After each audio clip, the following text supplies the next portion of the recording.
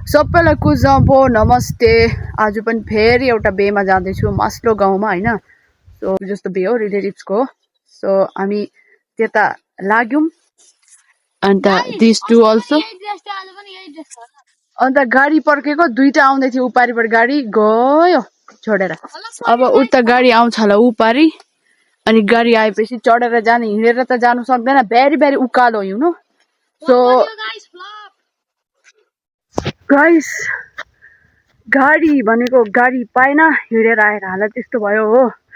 So अब चाहिँ बे घरमा आइपुग्नु आँट्यो अन्त बे घर मुनि जस्तो रहेछ हैन दामी रहेछ। बे घर चाहिँ उयामा छ।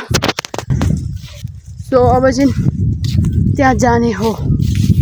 सो गाइस अब चाहिँ फाइनली बे घरमा आइपुग्यो भन्दा रोडमा छ कि तर बे घर इज द्याट हैन। अब उ त्यहाँनेरिबाट हिँडेर जानुपर्छ।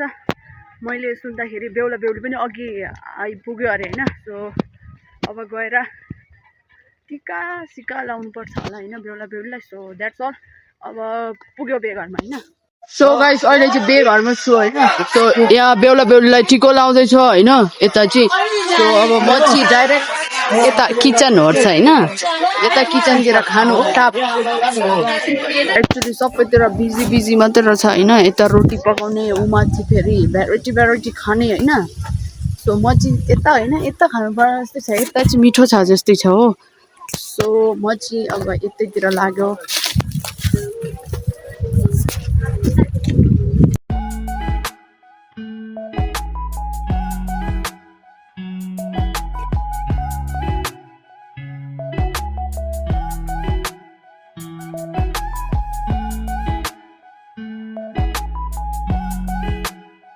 गाइस अब चाहिँ खाना खानातिर लाग्यो म चाहिँ हैन भित्र स्पेशल भिआइपी ए यता आफ्नै माइजू हो आफ्नै माइजूले दिँदैछ हैन। अब भक्कु उडाउने ल गाइस।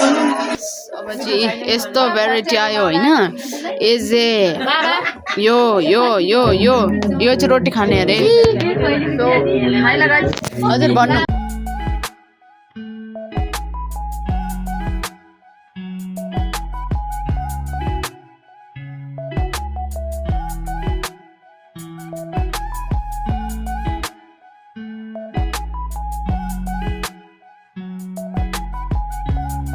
सो अब चाहिँ बेबाट घर गएको हैन। घर किन ढिलो हुने रहेछ तल हो घर। सो हामी चाहिँ गएको हैन।